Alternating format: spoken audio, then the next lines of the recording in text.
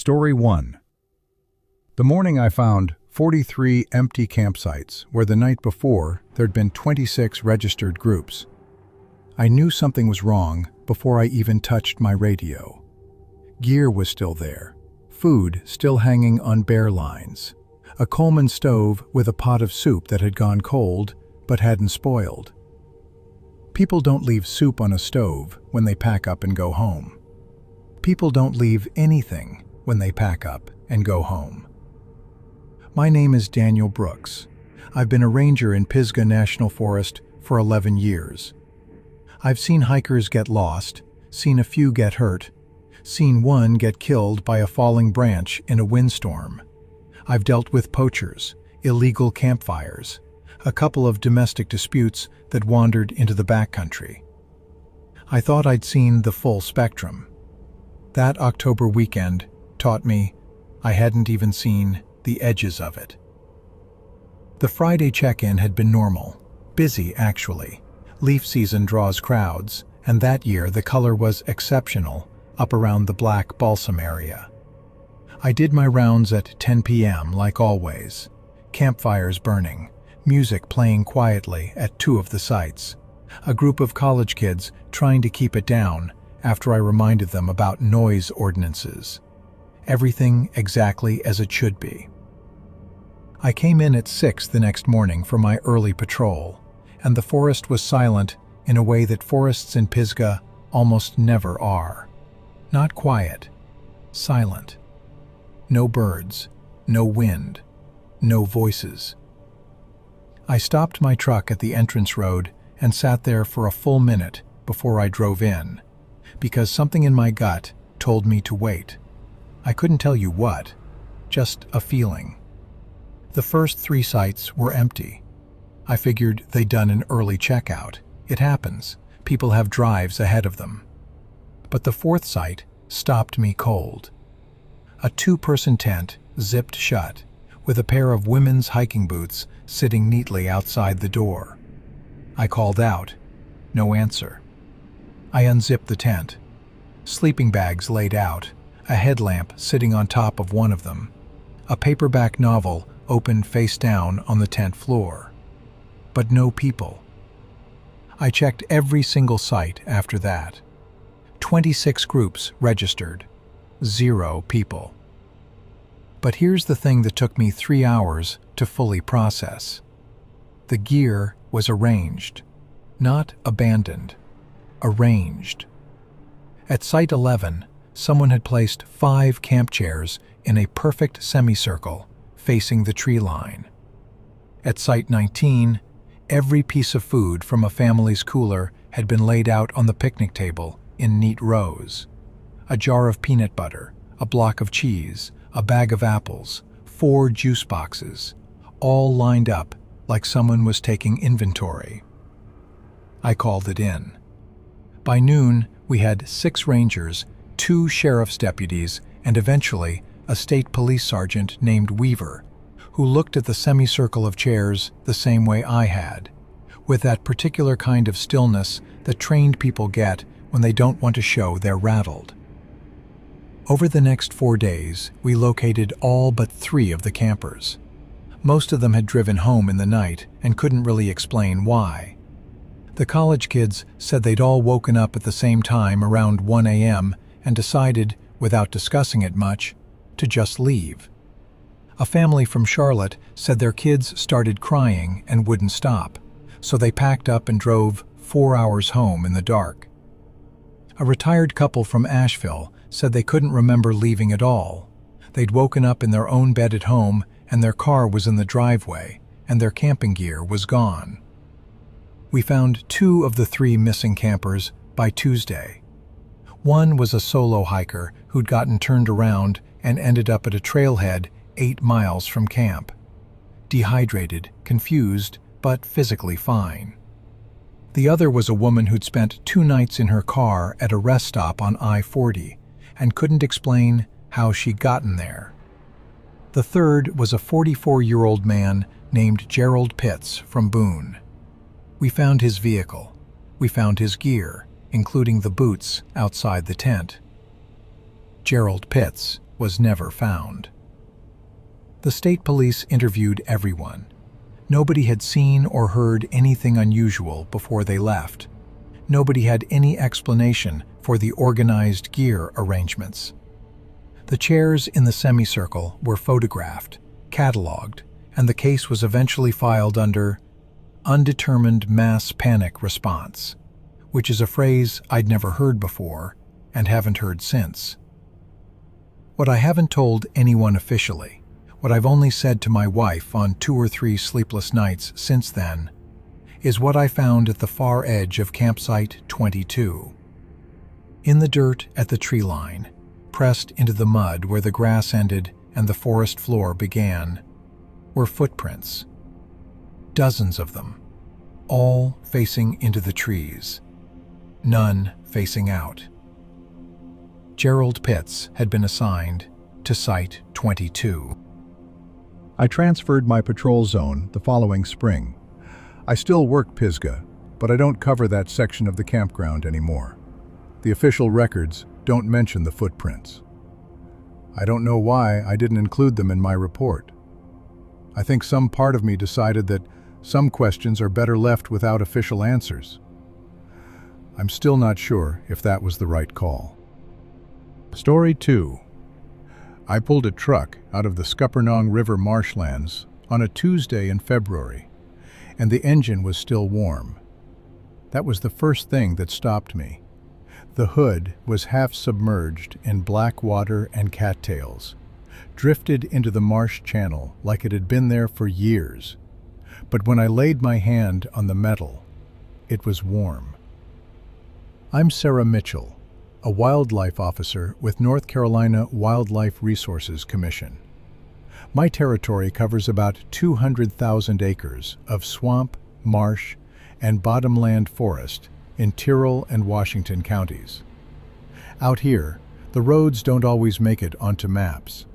The cell service is non-existent in patches, and people who don't know the area get turned around fast. We find abandoned vehicles a few times a year, ATVs mostly, sometimes a pickup that broke an axle on a route and got left. But those vehicles are cold. They're rusty.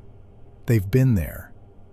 This truck was a late model Ram, dark blue, no plates.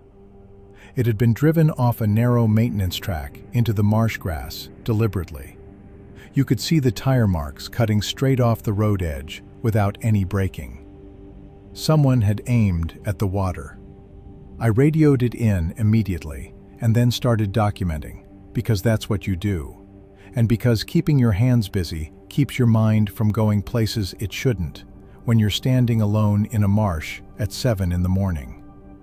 The inside of the cab was wet from the windows being down, but not flooded. The nose was down in maybe 2 feet of water. On the back seat, sealed in a Ziploc bag, was a woman's wallet. North Carolina ID for a woman named Cassandra Rourke, 41, address in Elizabeth City. Credit cards, about $60 cash, her library card. Everything except the woman herself. I want to tell you what bothered me most, because it wasn't the wallet or the warm engine or even the deliberate trajectory into the water. What bothered me most was the map. On the passenger seat, also dry because it was on the uphill side, was a hand-drawn map of the marsh channels. Good detail. Someone who knew the area. Red X marks on 3 locations. I photographed it before the county detective took it into evidence, and I've looked at those photographs probably 100 times since. The sheriff ran Cassandra Rourke. She'd been reported missing 4 months earlier by her daughter, who lived in Raleigh. She'd last been seen leaving her apartment with a bag, telling her neighbor she was going to visit a friend at the coast. Nobody knew what friend. Nobody knew where. The detectives worked the case hard for about 6 weeks, and then it joined the pile of cases in Tyrrell County that don't get solved because there aren't enough people or resources to keep pushing. I know that sounds cynical. I live out here. I understand the math. But Cassandra Rourke had a daughter, and that daughter called me 3 times over the following year to ask if I'd found anything in the marsh. I hadn't. I kept looking anyway. The second X on that map was a spoil island, a little hump of dredge material about 1.5 miles into the marsh, reachable only by flat-bottomed boat at high water. I'd been out there twice on routine wildlife checks and never noticed anything unusual. But the third time, late that summer, I found a folding camp chair and the remnants of a fire ring, not more than 3 weeks old. And nearby, wrapped in a tarp and sunk with a cinder block in about 1 foot of water, was a green, plastic tote. I didn't open it in the field. I called it in and waited. The tote contained documents, a lot of documents, printed records, some handwritten, names and dates going back almost 5 years. I wasn't able to see all of it before it became a state-level investigation, and I was thanked for my service and politely excluded from further briefings. But I saw enough. The names I recognized included 2 other people who'd gone missing from the coastal counties over the past 4 years. There were photographs clipped to some of the pages, and the photographs were taken in locations I could identify from my patrol routes. Someone had been using that spoil island for a long time. Someone who knew the marsh well enough to stay hidden in it. I never found out who. The state investigation produced 1 arrest, a man from Edenton, 60-something, who was eventually released on a procedural issue and disappeared before the case was refiled. Cassandra Rourke was never found. The first and third X marks on that map were never officially explained to me. I asked 3 times. Each time I was told it was an active investigation. That was 2 years ago. As far as I can tell, it isn't active anymore. Story 3. The call came in at 11:47 p.m. and lasted exactly 22 seconds. A man's voice, calm and specific. His GPS coordinates, that he'd sustained a leg injury, that he was alone, and that he was near what he described as the stone structure at the bottom. Then the line went dead. Our dispatch coordinator, who'd been doing this job for 16 years, told me afterward that she'd never heard a distress caller sound that composed. It bothered her. It bothered me, too, once I understood what we were walking into. My name is Jason Carter. I'm a search and rescue volunteer with the Burke County SAR team, and Linville Gorge is our most challenging terrain. The gorge drops over 1,000 feet in places. The walls are technical climbing even for experienced people, and cell service is hit or miss depending on what elevation you're calling from. Getting a clear GPS coordinate from the gorge floor is rare.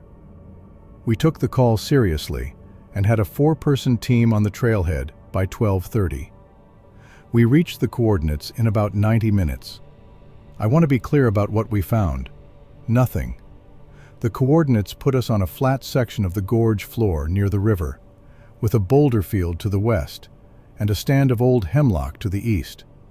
No injured man, no equipment, no sign of recent activity on the ground. But there was a stone structure, a rough foundation, maybe 12 feet by 15 feet, overgrown with moss and partially collapsed. Old. Could have been a hunting camp or a shelter from 100 years ago. We'd never noted it on our maps before. We swept the area for 2 hours, called out, used our lights. The gorge at night amplifies sound in strange ways. You'll hear something clearly and swear it's 20 feet away when it's actually across the river. Twice I thought I heard movement in the hemlocks. The second time, 2 of us went in with lights and found nothing but deer tracks and a lot of old deadfall.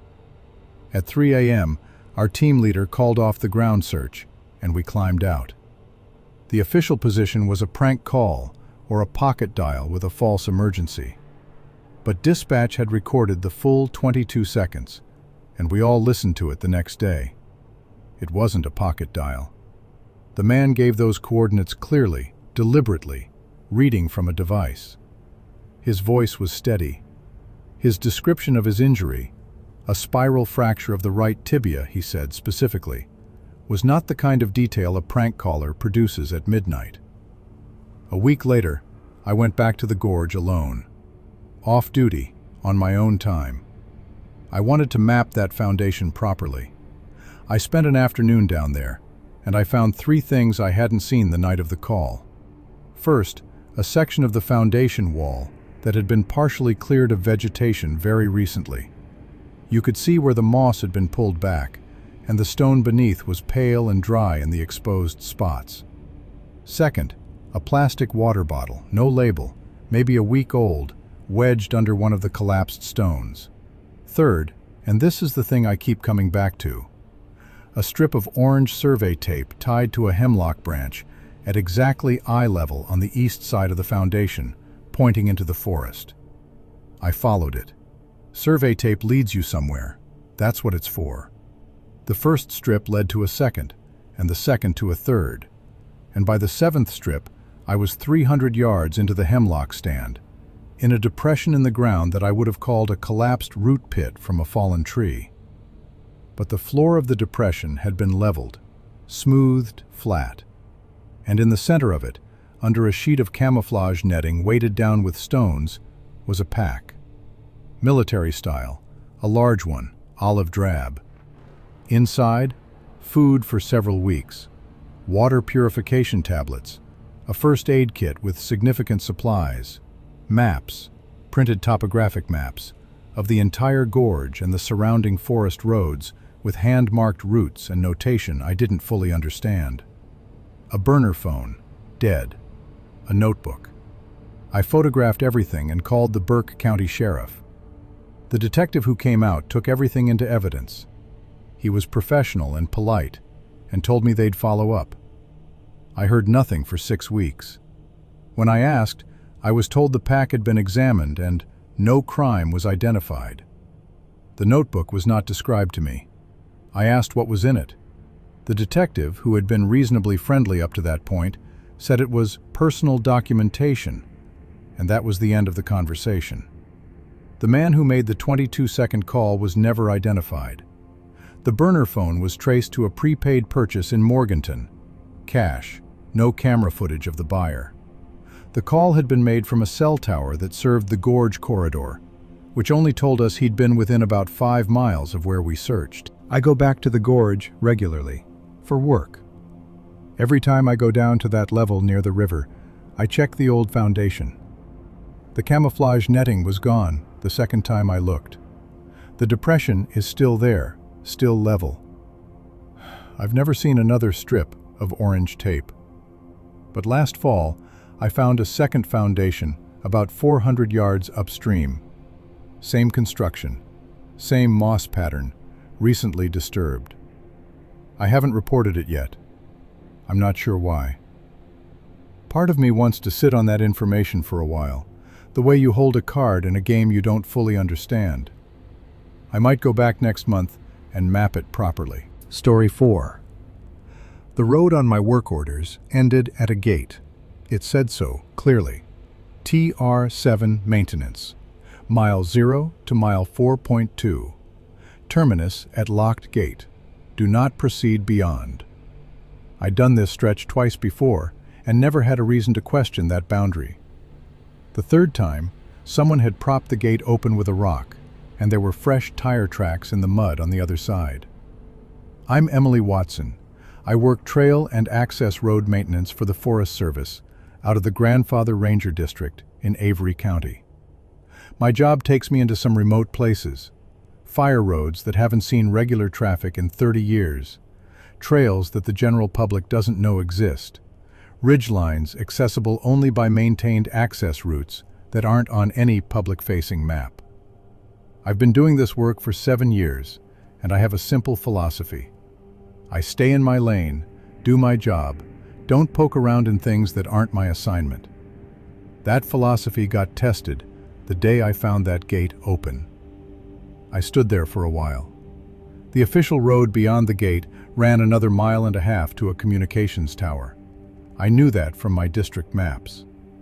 Routine service vehicles went up there twice a year to check the equipment. This wasn't that month. I drove up anyway. I told myself I was checking whether the gate had been forced, which was a legitimate maintenance concern. The communications tower was fine.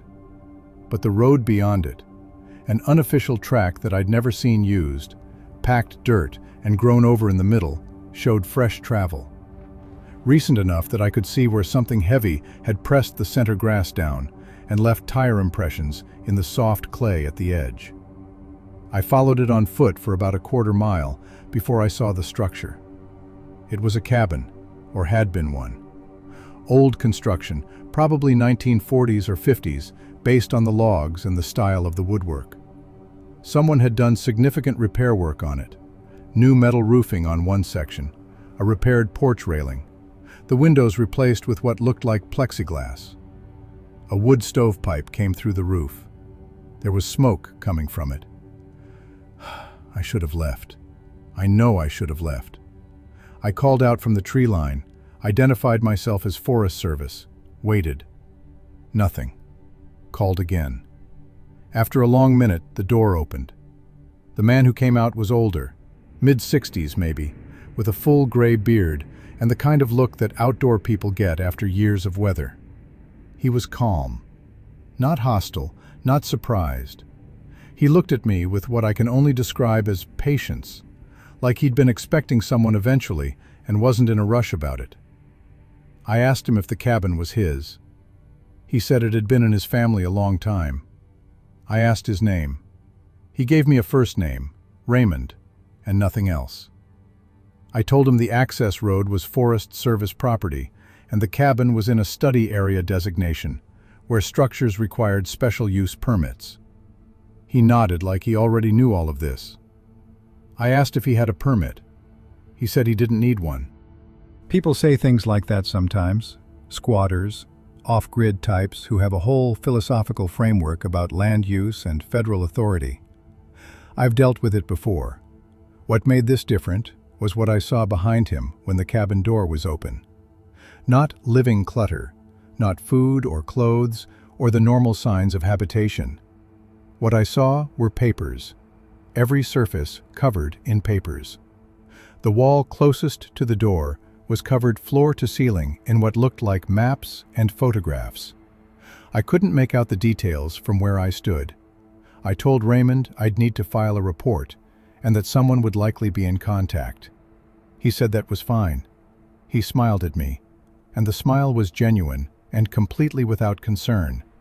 And somehow that was the most unsettling thing about the entire exchange. He went back inside. I filed my report. The district office ran the parcel. It was federal land, study area designation, no special use permits on file. They sent a notice of violation to the only Raymond who showed up in land records in Avery County. The address on file was a house in Newland that turned out to be a vacant lot. A compliance officer went up 3 weeks later. The cabin was there. The new roof was there. The plexiglass windows. The wood stove pipe. All of it exactly as I described. Raymond was gone. No papers, no maps, no photographs. No sign of recent habitation except a faint smell of wood smoke and a single ceramic coffee mug washed and sitting on the counter. The compliance officer told me the cabin had appeared on aerial survey images going back to 1967. The ownership history was unclear. The land had transferred to federal jurisdiction in 1973 as part of a larger parcel acquisition, at which point any pre-existing private structures were supposed to have been documented. This one wasn't in the documentation. Nobody in the district office could explain how. The Forest Service put a new padlock on the gate and scheduled a quarterly check. The first 3 checks found the cabin empty. The 4th check found the mug moved to a different shelf. I don't do that trail segment anymore. I requested a different assignment, and I got it without explanation required. My supervisor didn't ask questions. I think he'd seen something like this before. Story 5. The Lucky Marlene was found drifting at 6:14 a.m. on a Thursday in mid-September, about 4 miles east of Ocracoke Inlet. The engine was still running. The radio was on. The coffee in the galley was less than an hour old. 3 men had been aboard at their last confirmed contact at 4 a.m., and not one of them was ever seen again. My name is Robert Hayes. I'm a Coast Guard auxiliary volunteer based out of the Hatteras Station, which means I do patrol work and assist on search operations when called up. I was on duty the morning the Lucky Marlene was spotted by a shrimp boat making its way in from overnight trawling. The shrimp boat captain, a man named Eldon Futrell, who'd been working that water for 40 years, said the sight of that idling vessel with no one at the wheel had made his blood cold. That's a direct quote. Eldon doesn't say things like that casually. We boarded the Marlene at 6:50, a 28-foot center console, registered to a Warren Gill of Buxton. Warren ran charter fishing out of Hatteras Village. Good reputation, knew the Sound well. His 2 passengers were a father and son from Virginia Beach. I'll call them the Aldermans, who'd booked a 2-day inshore trip. They'd departed the Hatteras Inlet at 3:15 a.m. to get to prime fishing grounds before dawn. That was all consistent with how Warren operated. The boat was in good order. Nothing was damaged. There were no signs of violence. 3 life jackets were still racked in the compartment under the port gunwale. The anchor had not been deployed. On the starboard console, Warren's rod was still in its holder, with a live finger mullet still on the hook, still alive and moving in the water alongside. That detail, the live bait, told us this hadn't happened long before Eldon found her. We launched an air and surface search immediately. 4 hours of grid searching produced nothing. No bodies, no debris, no slicks. Pamlico Sound is broad, and the tidal flow through the inlets is complex.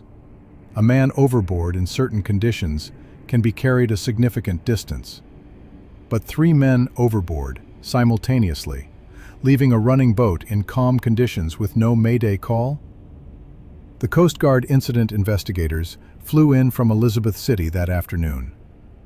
The Marlene's radio recorded outgoing transmissions.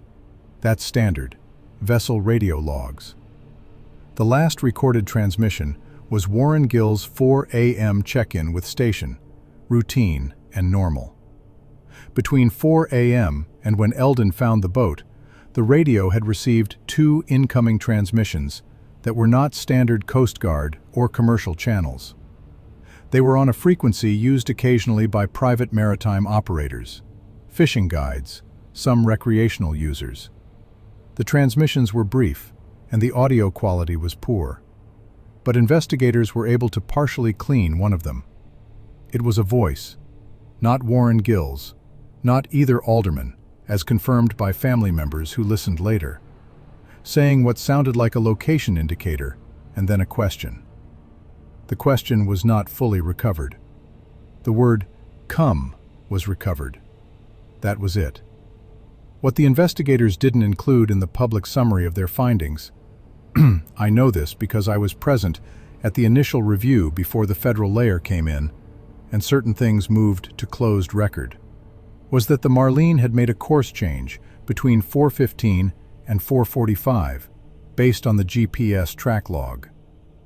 The boat had been heading northeast toward the fishing grounds, then turned southeast toward the open sound, away from shallow water, away from structure, away from any logical fishing destination. Then it had idled to a stop and the engine had been put in neutral. Warren Gill had been running charters for 18 years. He did not accidentally drive to the middle of the sound and idle his boat for no reason. I've asked about the investigation twice. The first time I was told it was ongoing. The second time, about a year later, I was told the case had been referred to the state SBI and was no longer a Coast Guard matter. When I contacted the SBI, which took some persistence, I was told they could not confirm or deny an investigation into a specific case. Warren Gill's wife still lives in Buxton.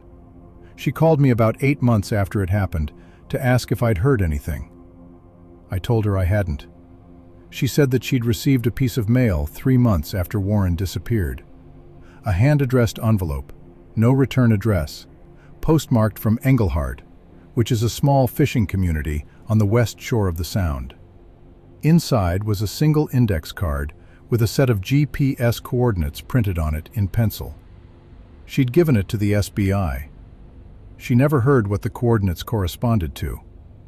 I looked up the coordinates on my own charts when she told me. They were in the Sound, all right. About 1.5 miles from where the Marlene had stopped and gone to neutral. I don't know what's at those coordinates. I know what kind of depth and structure is there from the charts. It's a deep water channel crossing, about 40 feet, with some irregular bottom contour. I've fished that water before. There's nothing special about it that I ever noticed. I keep telling myself that. Story 6. On most of my district's maps, the land parcel in the lower Snowbird Creek drainage is marked with a simple designation: restricted access, coordination required. I'd seen that marking for 3 years and never given it much thought. Restricted parcels exist for all kinds of reasons: endangered species habitat, old contamination sites, research corridors. Not my concern unless an access issue crossed into my area. And then a hunter came out of the woods at the Graham County line with a digital camera full of photographs. And suddenly, it was very much my concern. My name is Kevin Sullivan. I'm a Forest Service field employee, trail assessment and boundary work mostly. Graham County sits at the far western edge of the state, deep mountain country, the kind of terrain where you can walk for 2 days without crossing a paved road. It's not wilderness in the designated sense, but it has that feel. The Snowbird area is particularly remote. Good hunting, good fishing, very low visitation. The hunter was a local man, 70s, sharp-eyed and not easily rattled. He showed me his photographs because he thought there was a forestry operation going on without his knowledge. He'd been hunting that drainage for 30 years and was protective of it. The photographs showed a road. Not a logging road, something graded and surfaced, cutting through old-growth timber in the restricted parcel. A proper road, with drainage culverts and a packed gravel surface. His photos also showed a structure at the end of the road, mostly obscured by tree cover, but clearly a large building. Metal roof, what looked like a loading dock or platform on one side.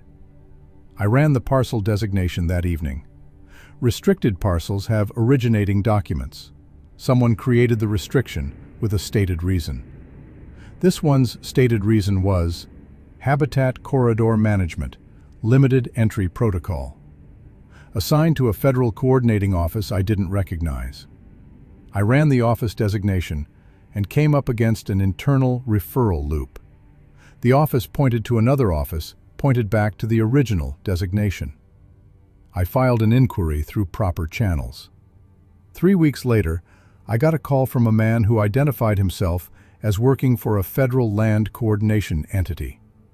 He told me the parcel was under a legitimate program, that access was managed at the federal level, and that my inquiry was noted and appreciated. He told me not to conduct any field visits to the parcel without prior coordination. He was polite, thorough, said my supervisor would receive a brief. When I asked him what the program was, he said it was not a publicly documented program, which is an answer I'd never received in 11 years of working for the federal government. I should have let it go. I went out on a Saturday with the hunter. He was glad to show me where he'd taken the photographs. The road was exactly as photographed, and it was recent construction. You could still smell the disturbed earth in places where grading had cut into the hillside. The structure at the end was larger than the photographs suggested. Rectangular, metal, easily the size of a commercial warehouse. No signage of any kind. There were 2 vehicles in a pull-off near the entrance to the road. Both were late model. Both had out-of-state plates. Both were empty. I recorded the plates and left. That evening, I ran the plates informally through a contact in the county sheriff's office. Both came back registered to a fleet management company in Northern Virginia. Government fleet. That's the kind of registration that comes back clean and attached to nothing specific. The formal response to my inquiry came through about a month later. A letter, on official letterhead, reminding me of the restricted designation of the parcel and advising that unauthorized entry constituted a federal violation. The letter was signed by a name I didn't recognize and an office title I still can't find in any federal directory. I talked to my supervisor about it. He read the letter twice, folded it carefully, and put it in a drawer. He told me the parcel wasn't in my district and to document my inquiry and close the file. I asked him what was out there. He said, and I'm quoting him as exactly as I can remember, "Kevin, there are things in these mountains that have been here longer than either of us, and sometimes our job is to maintain the boundary and not ask what's on the other side of it." I thought about that for a long time. I still think about it. I've maintained the boundary. I've closed the file. The hunter still hunts that drainage, and twice since then, he's mentioned that the road looks used, that there are tire tracks in the gravel when he goes by. The building is still there. I have the photographs. I have my inquiry documentation. I haven't thrown any of it away. I don't know why I feel like that matters, but I do. Story 7. She changed her story 4 times in 11 days, and each version was more specific than the last, which was the part that didn't make sense. Usually when a witness recants or revises, the story gets vaguer. People back away from certainty.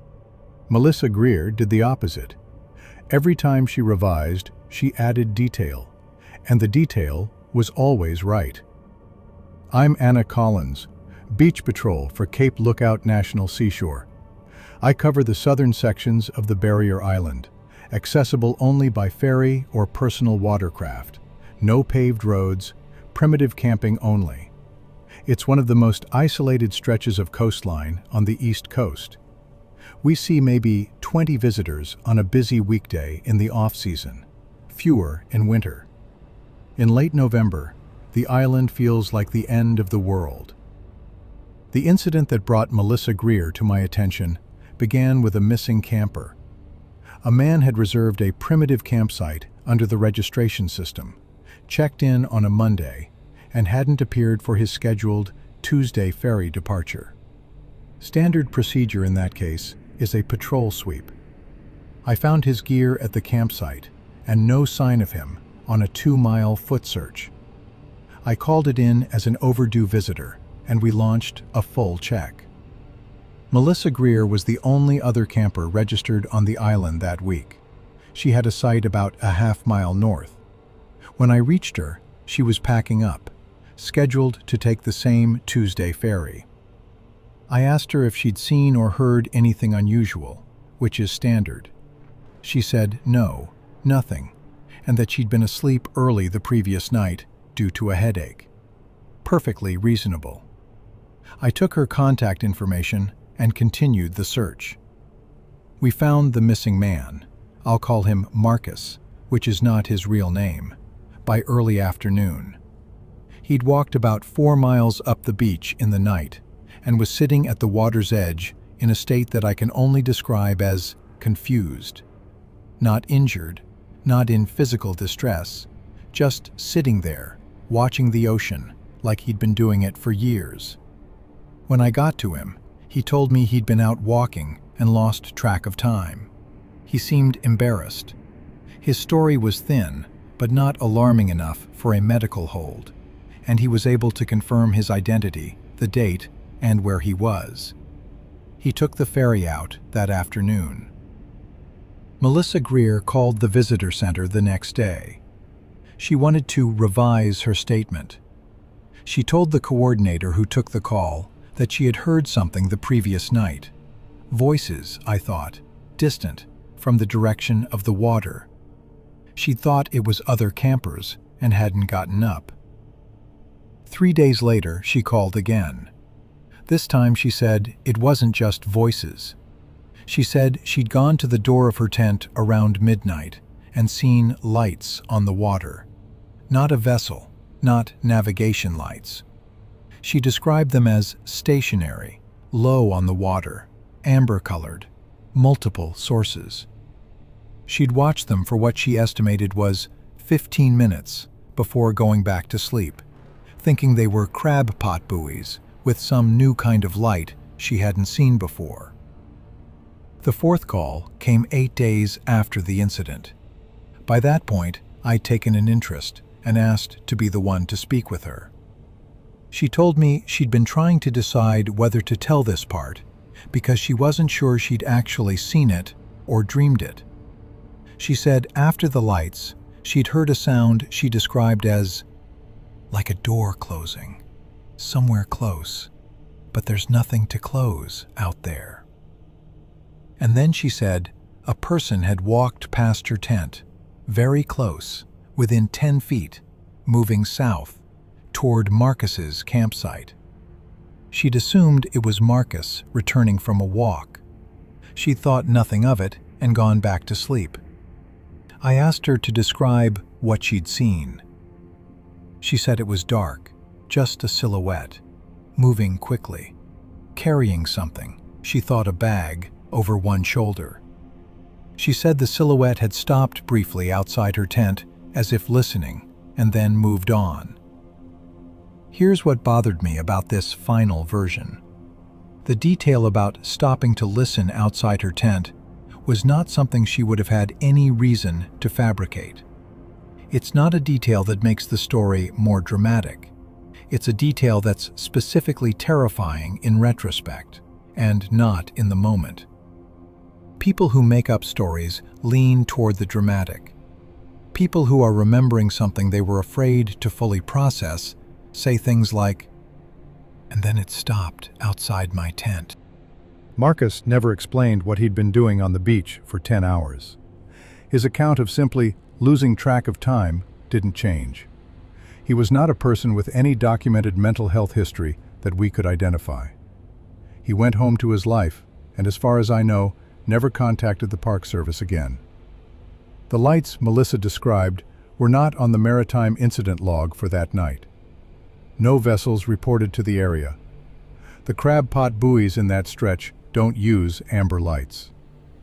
I went back to the island the following week and walked Melissa's description of the silhouette's path.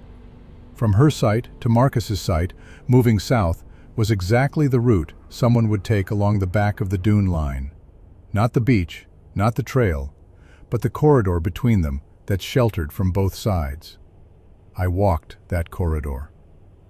In the damp sand where the sea oats thin out, I found a section, maybe 30 feet of it, where the grass had been pressed down flat in a pattern consistent with people resting. Multiple people. Old enough that the grass was partially recovering, but recent enough that I could still see the shape. I don't know how many people. I don't know why. I filed it in my incident report and mentioned it to my supervisor, who told me to note it and move on. Marcus, whoever he is probably fine. I hope he is. But sometimes I think about those 10 hours on the beach, and about whatever was on the water that night, and about the silhouette that stopped outside a woman's tent to listen to whether she was asleep. And I hope that's all it was. Story 8. The last confirmed sighting of Diane Elrod was on a Parkway overlook camera at 11:14 p.m. on a Tuesday in October. She was alone, standing at the railing, looking south. She stood there for 6 minutes. Then she walked back to her car, drove north on the Parkway for exactly 4.3 miles, and pulled into the Sheets Gap overlook. And that was it. That was the end of Diane Elrod, as far as any camera or witness or piece of evidence was ever able to establish. My name is Tyler Morgan. I do road and facility maintenance for the Blue Ridge Parkway between mileposts 200 and 240, which covers a stretch of ridge in Allegheny County that's high, exposed, and, in October, cold. Not dangerous cold, not yet, but the kind of cold that settles into your bones if you stand at a railing long enough. I was one of the people working the area the night Diane Elrod disappeared, doing a post-storm cleanup that had been called in for the evening shift because a line of thunderstorms had dropped branches across 2 sections of the roadway. I passed Sheets Gap at approximately 11:40 p.m. The blue Subaru Forester was in the pull-off. I noticed it because the engine was running and the headlights were on, and there's a specific kind of awareness you develop after years on the parkway. An idling vehicle at an overlook at midnight in October registers the same way a sound out of place registers in the woods. I slowed down. I looked at the vehicle. I saw someone in the driver's seat. I drove on. That's the part that has lived with me every day since. I drove on. She was reported missing by her husband the next morning. He'd tracked her phone. She'd told him she was taking an evening drive because she couldn't sleep, a habit she had, apparently, when she was stressed. He tracked the phone to the parkway and called us directly before calling 911, which is unusual but not unheard of. I heard the radio traffic and went cold because I'd been on that stretch 3 hours earlier. I reported what I'd seen. I gave a full statement. Yes, I'd seen the Subaru. Yes, I'd seen someone in the driver's seat. No, I hadn't stopped. I'd assessed the vehicle as occupied and moved on. The investigator asked me to describe what I'd seen in the driver's seat. I described a person, sitting upright, looking forward. I'd assumed she was on her phone, which is why people sit in running cars at overlooks. They're trying to get a signal. The investigator asked whether I was certain the person had been alive. I told him I hadn't been close enough to determine that one way or the other, and that the question hadn't occurred to me at the time. It occurred to me after. They searched the area around Sheets Gap for 5 days, aerial and ground, dogs, volunteer teams. The parkway drops steeply on both sides at that milepost. The east face goes down into forested hollow terrain that's rough enough that a search team can cover it in good conditions, but missed features in bad ones. And the weather during the search deteriorated significantly on day 3. They found her car. They found her keys in the ignition and her phone in the center console. Last activity at 11:07 p.m. She'd sent a text to her husband that said, "Heading home in a bit, can't sleep again, love you." They did not find Diane Elrod. What I've never fully resolved, what I've turned over so many times that the edges are worn smooth, is what I saw in that car. I told the investigators it appeared to be a person sitting upright and looking forward. That's what I saw. But I was doing 30 miles per hour in a work vehicle, in the dark, in October. My confidence in that description is not what it would need to be for me to stand behind it entirely. Because the alternative, that the car was empty when I passed it, and what I saw was something else in the driver's seat. The angle of the light, a bundle of clothing on the seat, my own expectation, opens a different set of questions. Questions like, where was Diane Elrod when I drove past her running car? And, if she was already gone from the car, where had she gone and how? The case is officially open. Her husband still lives in the county. I see him occasionally in town. We've never spoken about it. I don't know what I would say. The Sheets Gap Overlook has a memorial plaque for her now, put up by her family. I maintain that stretch of road. I clean the plaque in the spring when I do the facility service rounds. I think about those 6 minutes at the first overlook, where she stood at the railing and looked south at something in the darkness below the ridge. I wonder what she saw. Story 9. My assignment was straightforward. Complete a parcel verification survey of a mountain valley in Cherokee County that had not been fully assessed since 1987. 32 years of real estate data, agricultural exemptions, and land use designations that might or might not still be accurate. A week of fieldwork, maybe 2. I'd done this kind of remedial assessment in 6 other counties over the past decade, and it never amounted to anything dramatic. You find some boundary disputes, some buildings that went up without permits, some agricultural exemptions that should have lapsed. You update the records and move on. The valley showed up on my county GIS maps as largely undeveloped private land with a cluster of residential parcels at its northern end. One road in, same road out, dead end.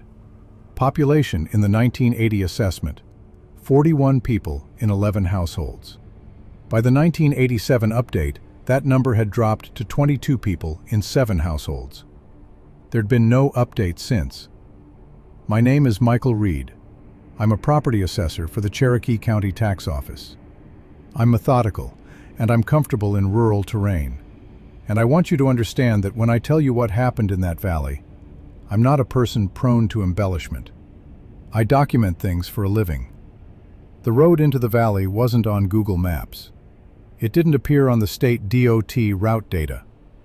I found it using the county's internal parcel maps, an unpaved county road designated CR 4490, maintained status listed as suspended, whatever that means, and confirmed the entry point using an older USGS topographic map from 1973. The drive-in was 11 miles of increasingly rough gravel road, the last 3 miles more trail than road, with laurel and rhododendron pressing in from both sides and the canopy closing overhead until it felt like driving through a tunnel of green. The valley opened up around a bend, and my first impression was that it was beautiful.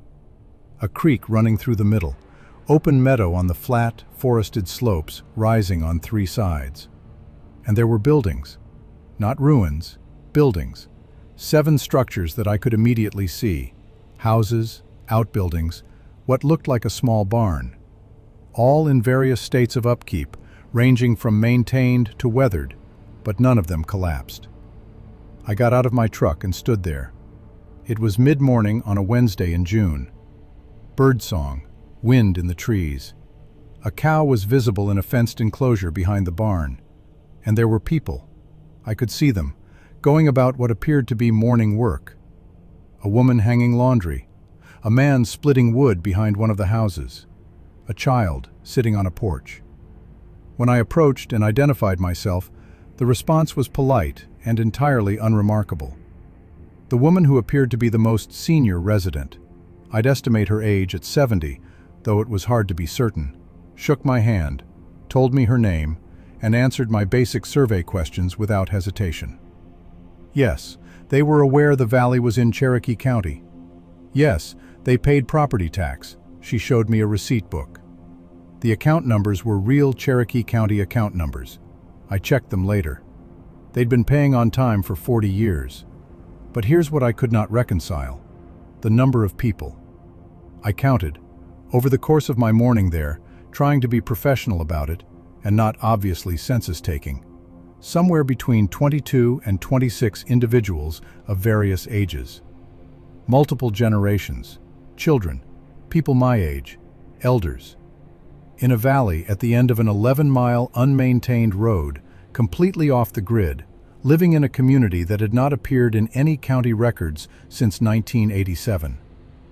I asked the woman, as diplomatically as I could, how the community had been managing its paperwork.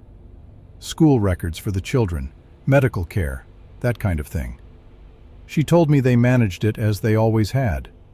When I pressed gently, she said they had a relationship with a county official who'd handled those matters for many years. I asked who. She gave a name. I wrote it down.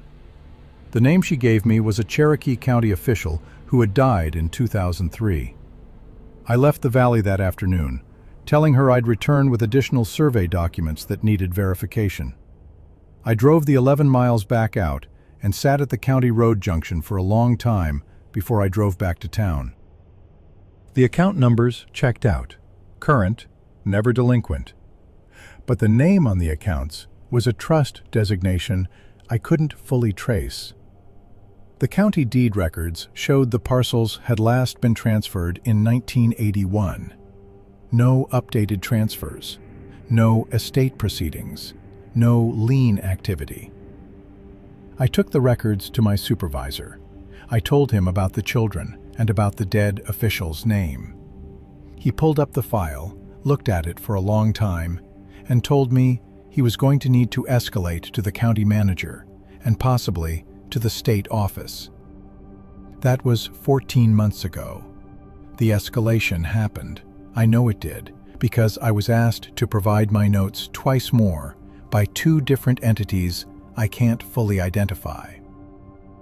My formal assessment of the valley was eventually superseded by a state-level review designation. The parcels were flagged in the system, and I was told they were no longer part of my assessment area. I don't know if those people are still living there. I don't know if anyone went in to address the records situation. I don't know if the children I saw are enrolled in any school, or if their births are recorded anywhere, or what name they carry on any document. The county official she named, I pulled his obituary. He'd spent his entire career in Cherokee County. His survivors were listed, a son, still living in the area, who would now be in his 50s. I found his address. I haven't contacted him. I've thought about it 100 times. Something stops me each time. I think it's the possibility that he'll answer the door, recognize why I'm there, and answer my questions fully. Because then I'd know exactly how long this has been going on. And knowing that feels like it might be worse than not knowing. I drove back to the Valley Junction once on a Sunday just to see if the road looked the same. It did. I didn't drive in. I sat at the junction for about 20 minutes, watching the tree line where the road disappeared into the laurel, and then I turned around and drove home.